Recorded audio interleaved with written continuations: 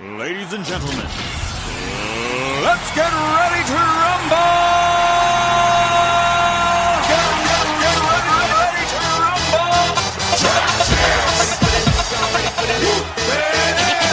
Pump up the jam, yo, pump it up, yo, pump it. Y'all ready for this? That's right. Are y'all ready for this? This is Rob G, and I'm here with the lovely and talented J Dub. How you doing tonight, J Dub? Doing too good. Too good? Is that like too cool? Yeah, it's like too cool. Are you too sexy for your pants? I am, because I'm not wearing any right now. I'm not either. You want to come over and spoon? No. You know what happens when you spoon, don't you? Get forked. Yeah. You end up forking, but anyway. Anyway it goes. Be that the main partner was. Thank God. That's some sort of possibly sexual harassment on your part. Thank you. This is a lovely and beautiful Saturday. It's actually pretty nice out today, I think. It wasn't bad. It wasn't bad at all. And anyhow, let's go ahead and jump right in here. That old crazy Alec Baldwin. You want to do this first story? Yeah. TV tough guy Alec Baldwin won't accept the challenge of a charity boxing match from a Post reporter he shoved on the street because he is just too darn busy for the fighting noble cause. 6 foot tall Baldwin shoved 5'7" Post scribe Kevin Fassick into a parked car, grabbed his cell phone, and called him a fat middle-aged man outside his East Village home on Friday. Instead of fighting back, Fassick, a former professional boxer, trained by the hell's going on in there? Got some gunshots going on. Invited the 30 rock star to join him in the ring, with the loser donating $5,000 to a group of gay activists. Baldwin outraged earlier this week. Instead of accepting, Alec he bobbed and weaved out of there. So. I never have been an Alec Baldwin fan ever since Beetlejuice. You ever watch Beetlejuice? Yeah. Hair all the way down there, got in shoulders. Just trim a little. Just trim it a little. You might be able to hear a baby crying in the background. That's actually my kid in the other room, and I don't know what's going on. There's a bunch of Mexicans in there taking care of her, so I don't know. Sounds like it's time to invest in NyQuil. Yeah, well, no, she's been real irritable lately and stuff, so. Anyhow. Irritable, I'll take NyQuil. Yeah. This here happened in Redondo Beach. And, we're, here at the Rob G and J Dub radio show, we believe in being a star. I don't know exactly what that means, but it's like, the whole WWE be a star. Basically, we don't want to be bullies.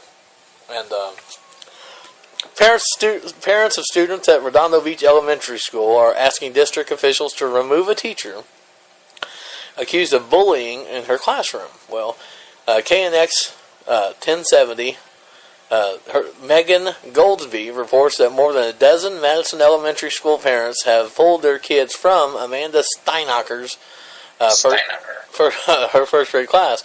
Why? Parents have asked them to remove her because this woman allegedly screamed at her students, intimidated them, and made them to cry on at least one occasion. Well, it's a woman. Well, one alleged incident on October 22nd reportedly involved Steinacker screaming, "Whose lunchbox is this?" and throwing it in the trash after it was unclaimed. Well, all I gotta say is that she must be awful tough to intimidate a first grader. Yeah, asshole. Well, you know what though? The thing is, show the picture of her. She's a big old cow. But the thing is, she kind of reminds me of Shrek. Like, well, they're first graders. They're first graders. Why don't you try that with me? Now, I don't know the situation. I think they should have video cameras in their classrooms so they can catch them if they're doing stuff like that. But a lot of today's kids, all kidding aside, are just a little, what's the word I'm looking for? Sithified, I guess you'd say. Spoiled. Well, the teacher yelled at me. Well, my teacher used to beat the hell out of me when I was a kid. Right.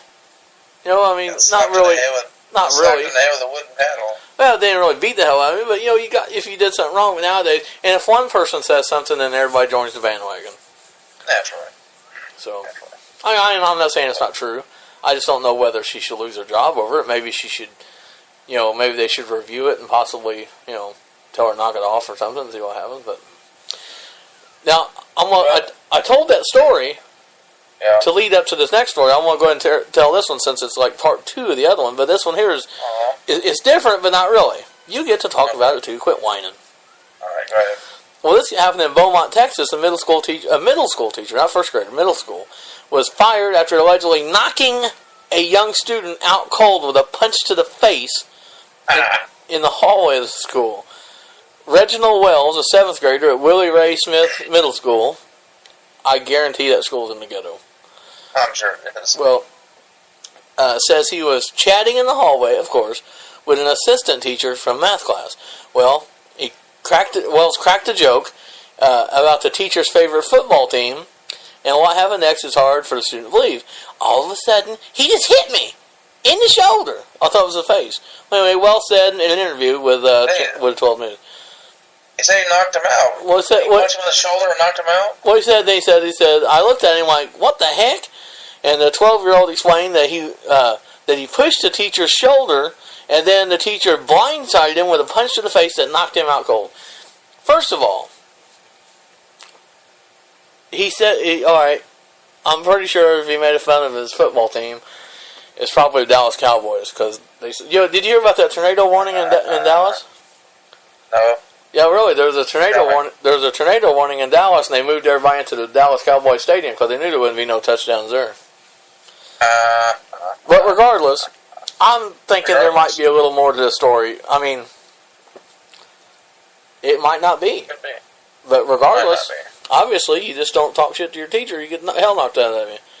Well, that's how we roll. Well, here in Mount Vernon, there's a PE teacher. He told the teacher, told one of the students to go to the principal, and he wouldn't do it, and the kid was getting all mouthy, and then the teacher drug his ass up the steps. I mean, forcibly took him to the office. Well, that's what he gets. Well, J-Dub, it's 5 minutes. It's 5 minutes into the show, and I want to go ahead and name off our Rob G and J-Dub radio show sponsor of the week, and that is A Sexier Me. Me. Well, A Sexier Me is brought to you by Just a Little Naughty.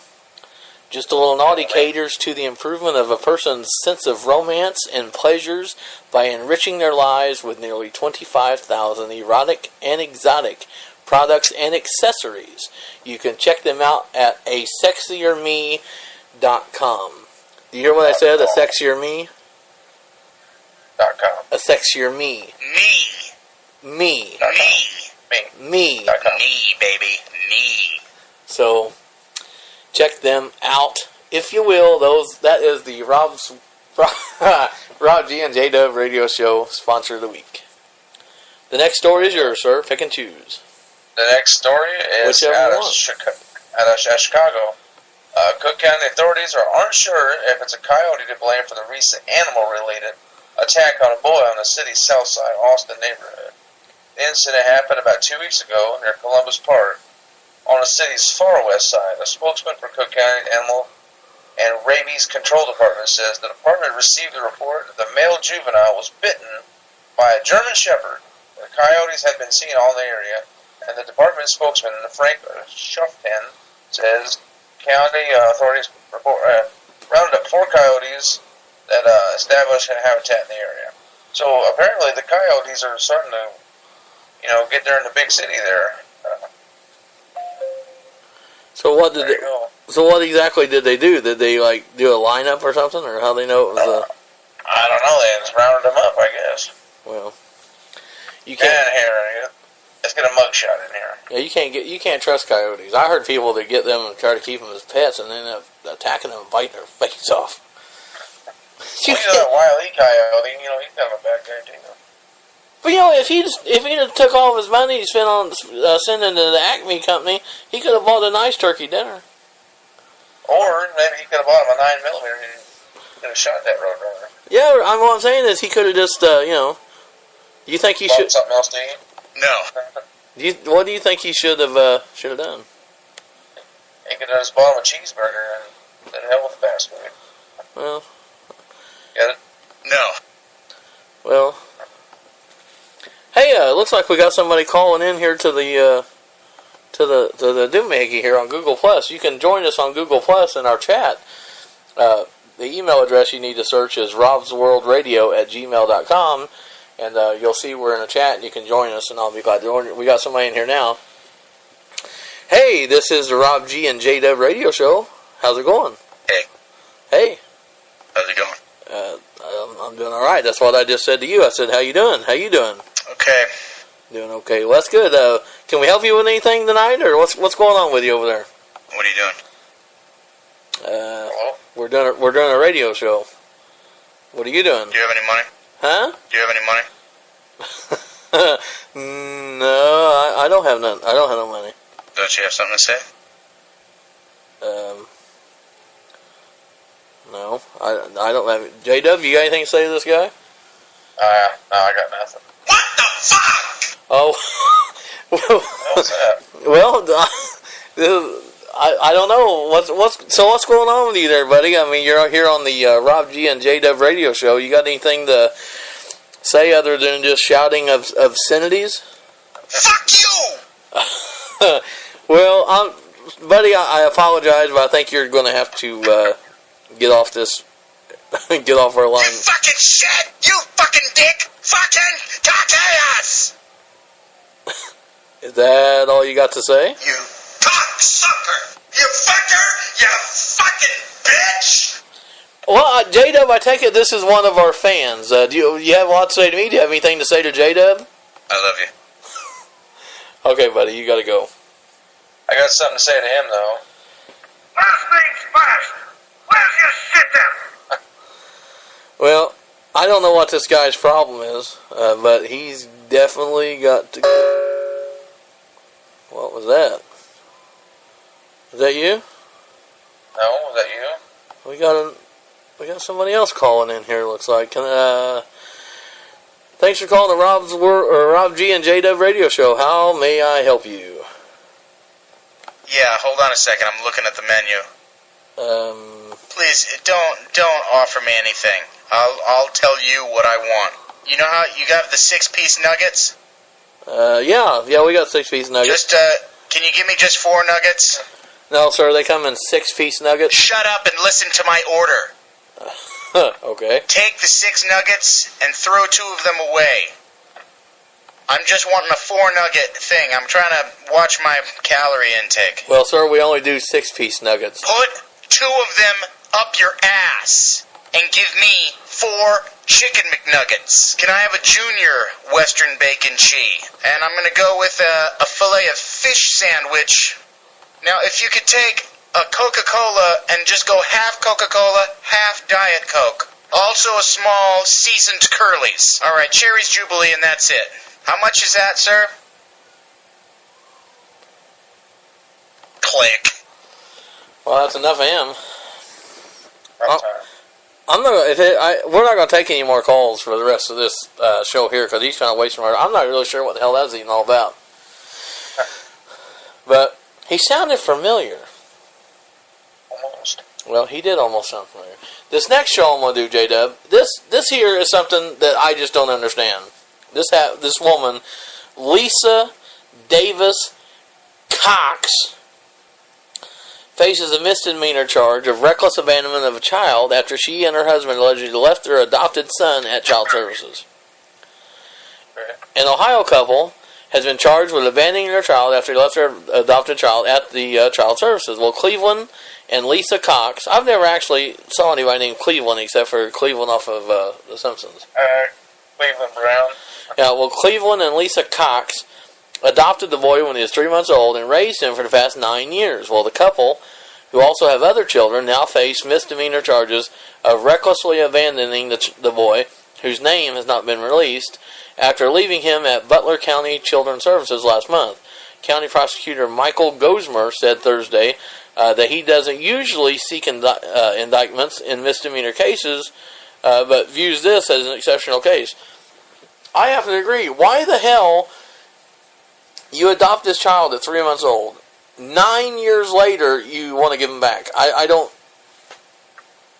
Well, see, I mean, like, you'd have some sort of attachment to him after that long. Well, you would think. 9 years? Maybe not, though. Well, apparently not, but I don't understand what the whole hubbub about that whole thing is. Who knows? A bunch of idiots.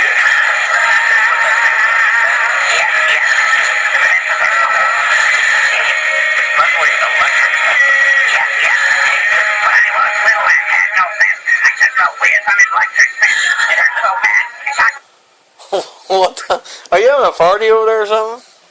Oh, you are. Tell this next story, Jada, about the do it. All right. Well, we're down here. We posted this on our page earlier. In a world where they condone same-sex marriage, this story needs to be brought to everybody's attention. Right out of Florida, a woman who married a Ferris wheel. She dubbed, get this, Bruce, renewed her vows on a Logo TV documentary. What? Lisa Duchamari of Gibsonton appeared in the documentary, which follows people with romantic attachments to mechanical and technological objects. She renews her vows to the Sky Diva Ferris wheel, which she dubbed Bruce, and married in a ceremony on CNEW News reported on Thursday. What's your thoughts on her and Bruce there? What are my thoughts? What are your thoughts on her and Bruce there? Go ahead. What the fuck? I don't understand. Now, when I say this, I am not a supporter of gay rights. Right. But I am not against gay rights. I think I'm for human rights.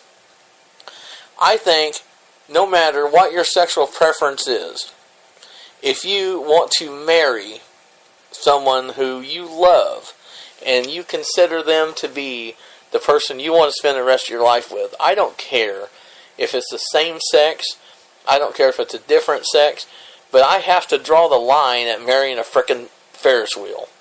Right. I don't understand why this crazy woman married a Ferris wheel. She got to illegally marry a Ferris wheel 2 times. Named Bruce. It don't matter what, I don't care if it was Leroy. I just don't understand. That's too funny. I just think it's absolutely ludicrous. Ludicrous. Oh, man! I don't think it's... I really have no words for that. Never lost for words.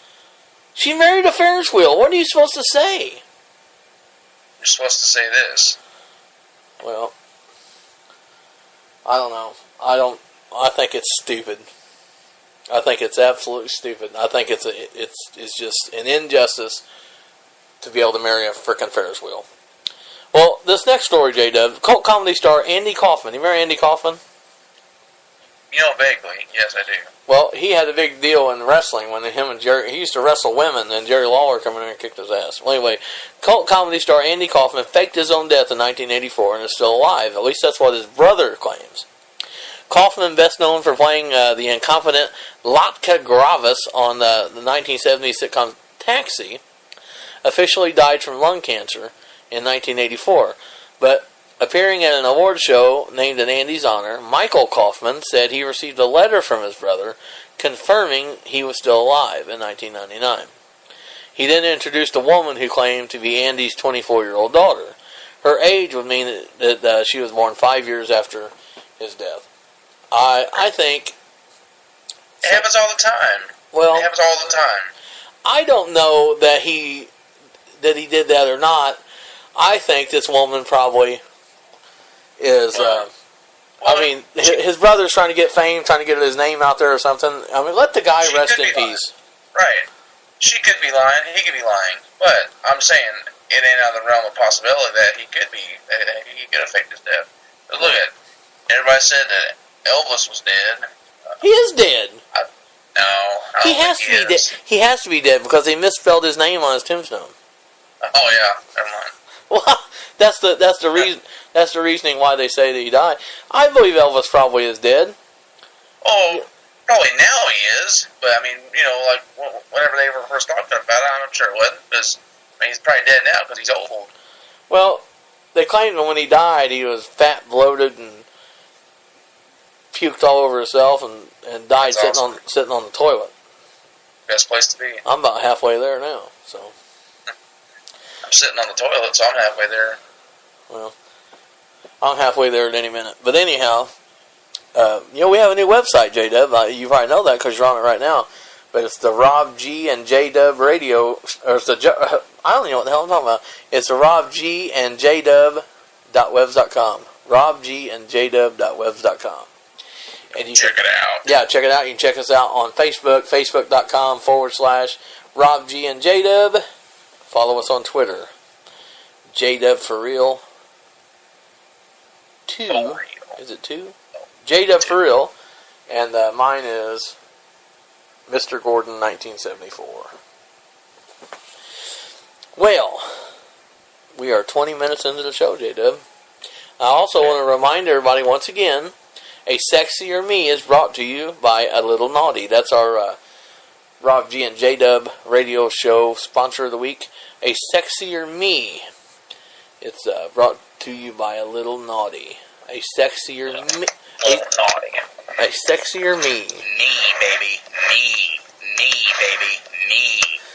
And just a little naughty, caters to the improvement of a person's sense of romance and pleasures by enriching their lives with nearly 25,000 exotic products and accessories. You can go to asexierme.com to check it out. A Sexier Me. A Sexier Me. A Sexier Me. Baby. .com. Well, what else are we going to do here, J-Dub? You want to do the next story here? Sorry. Tell us a story, J-Dub. Tell us a story. Tell us a story. Oh, man. I've been wanting to do this one for a while. Pilot reports passenger fell into ocean.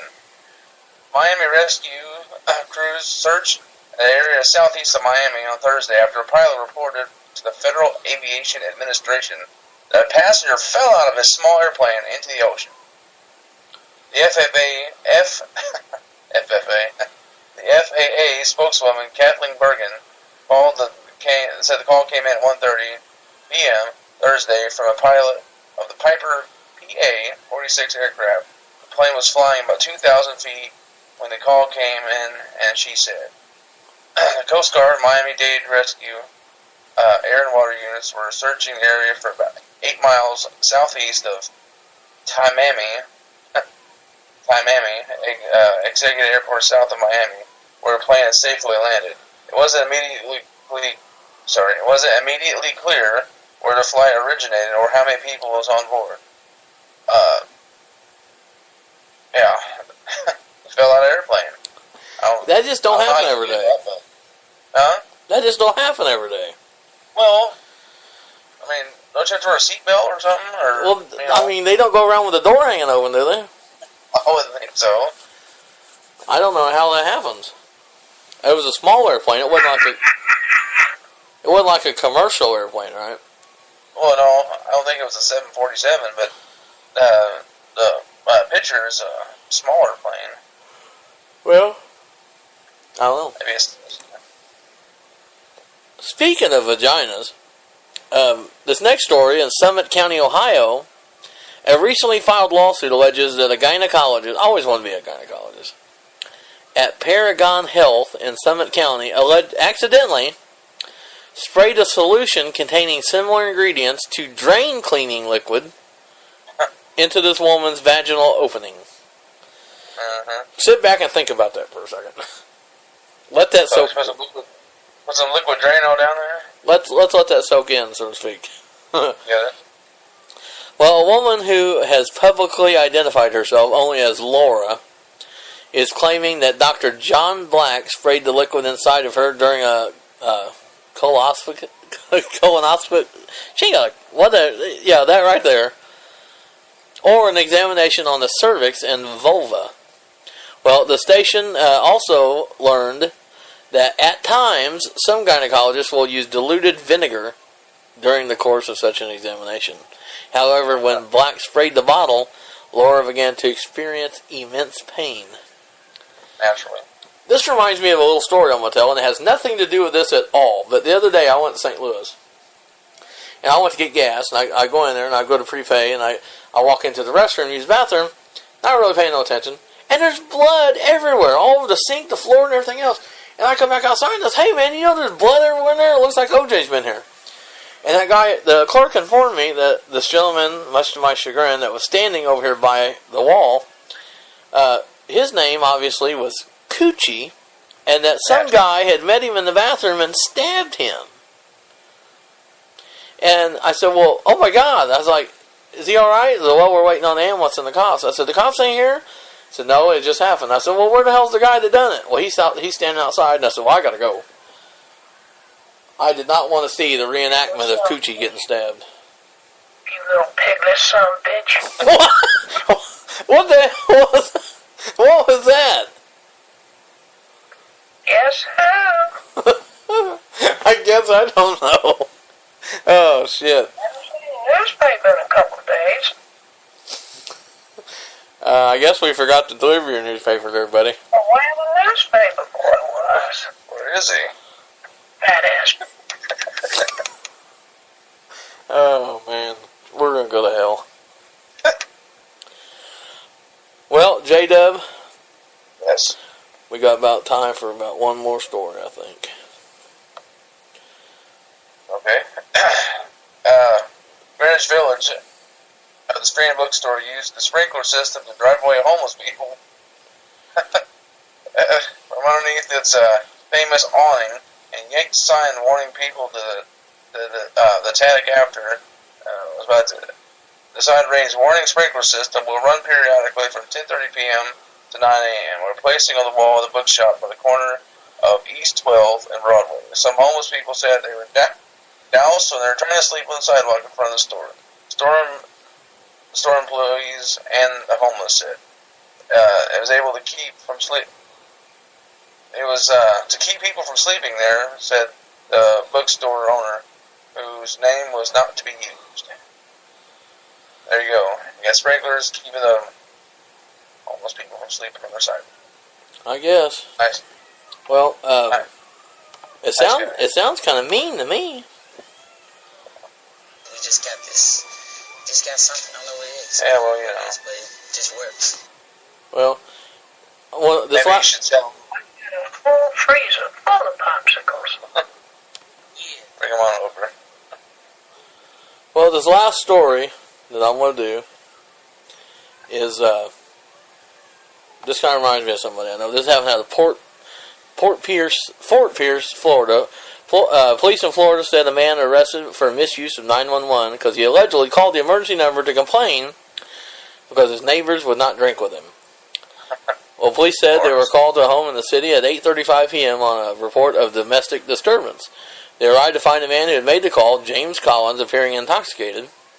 And the complainant, James Collins, stated that his neighbors were being mean and would not drink with him. What a meanie poo-poo head.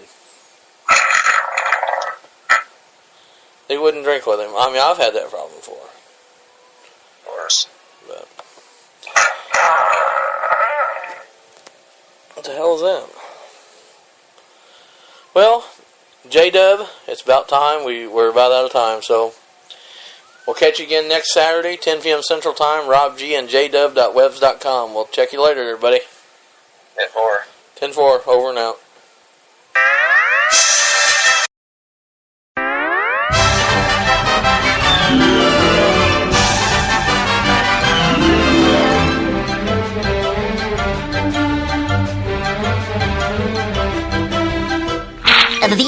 That's all, folks.